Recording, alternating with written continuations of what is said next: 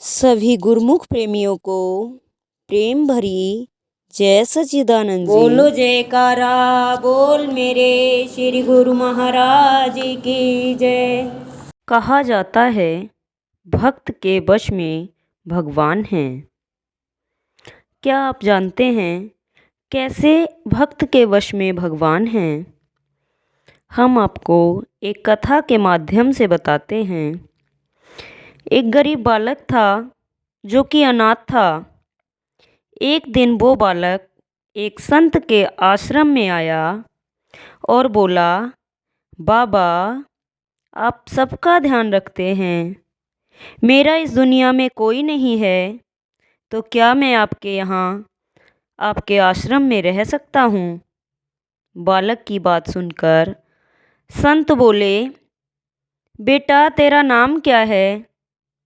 उस बालक ने कहा, मेरा कोई नाम नहीं है। तब संत ने उस बालक का नाम रामदास रखा और बोले कि अब तुम यहीं आश्रम में रहना, कहीं जाने की आवश्यकता नहीं। रामदास वहीं रहने लगा और आश्रम के सारे काम भी करने लगा। उन संत की आयु लगभग 80 वर्ष हो चुकी थी। एक दिन वो अपने शिष्यों से बोले कि मुझे तीर्थ यात्रा पर जाना है, तुम में से कौन कौन मेरे साथ चलेगा और कौन कौन आश्रम में रुकेगा?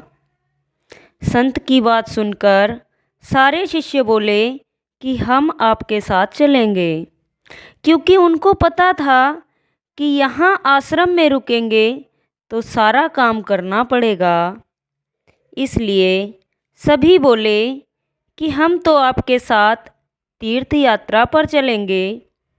अब संत सोच में पड़ गए कि किसे साथ ले जाएं और किसे नहीं, क्योंकि आश्रम पर किसी का रुकना भी आवश्यक था। बालक रामदास संत के पास आया और बोला, बाबा अगर आपको ठीक लगे तो मैं यहीं आश्रम पर रुक जाता हूँ। संत ने कहा, ठीक है, पर तुझे काम करना पड़ेगा। आश्रम की सफाई में भले ही कमी रह जाए, पर ठाकुर जी की सेवा में कोई कमी मत रखना। रामदास ने संत से कहा, बाबा मुझे तो ठाकुर जी की सेवा करनी नहीं आती, आप बता दीजिए कि ठाकुर जी की सेवा कैसे करनी है, फिर मैं कर दूंगा। संत रामदास को अपने साथ मंदिर ले गए। वहाँ उस मंदिर में राम दरबार की झांकी थी। श्री राम जी, सीता जी, लक्ष्मण जी और हनुमान जी थे। संत ने बालक रामदास को ठाकुर जी की सेवा कैसे करनी है सब सिखा दिया। रामदास ने गुरु जी से कहा, बाबा मेरा इनसे रिश्ता क्या होगा, ये भी बता दो, क्योंकि अगर रिश्ता पता चल जाए तो सेवा करने में आनंद आएगा।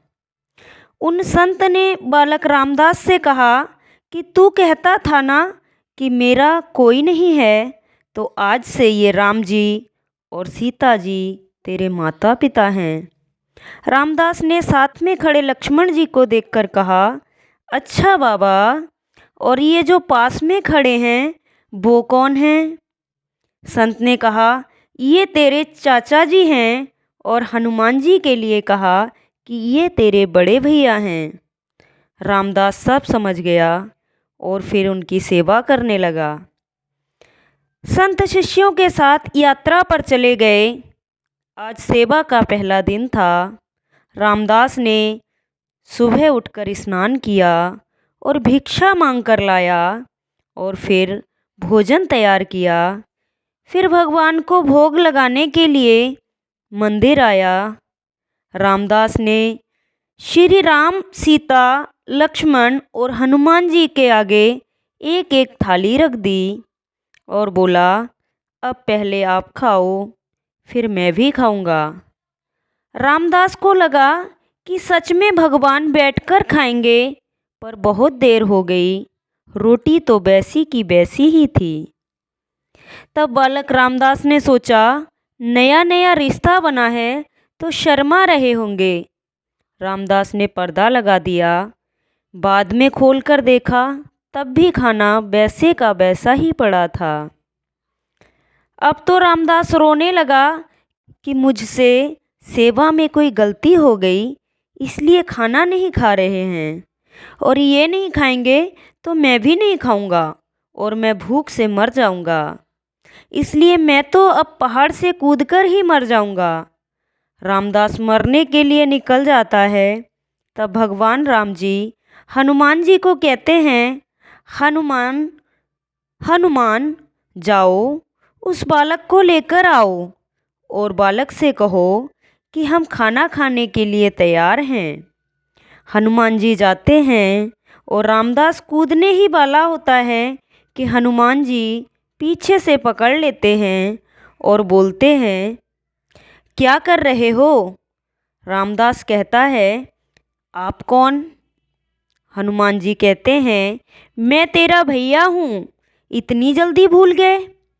रामदास कहता है, अब आए हो, इतनी देर से वहाँ बोल रहा था कि खाना खा लो, तब आए नहीं, अब क्यों आ गए?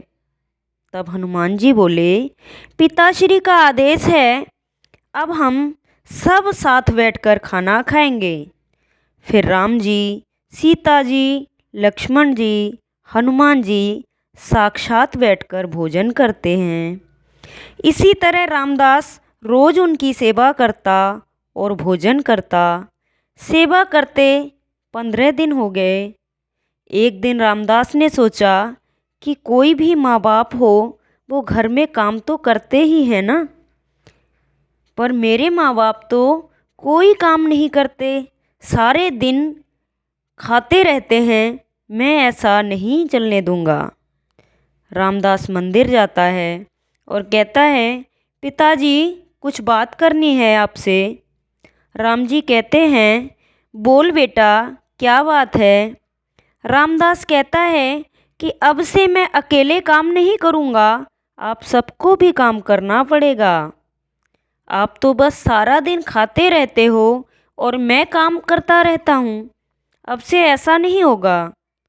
राम जी कहते हैं, तो फिर बताओ बेटा, हमें क्या काम करना है? रामदास ने सीता जी से कहा, माता जी, अब से रसोई आपके हवाले। और लक्ष्मण जी से कहा, चाचा जी, आप सब्जी तोड़ कर लाओगे। और हनुमान जी से कहा, भैया जी, आप लकड़ियाँ लाएंगे। और श्री रामचंद्र जी से कहा, आप पत्तल बनाओगे। सबने कहा, ठीक है। अब सभी साथ मिलकर काम करते हुए एक परिवार की तरह साथ रहने लगे। एक दिन वो संत तीर्थ यात्रा से लौटे तो सीधा मंदिर में गए और देखा कि मंदिर से प्रतिमाएं गायब हैं। संत ने सोचा, कहीं रामदास ने प्रतिमा बेच तो नहीं दी। संत ने रामदास को बुलाया और पूछा, भगवान कहाँ गए?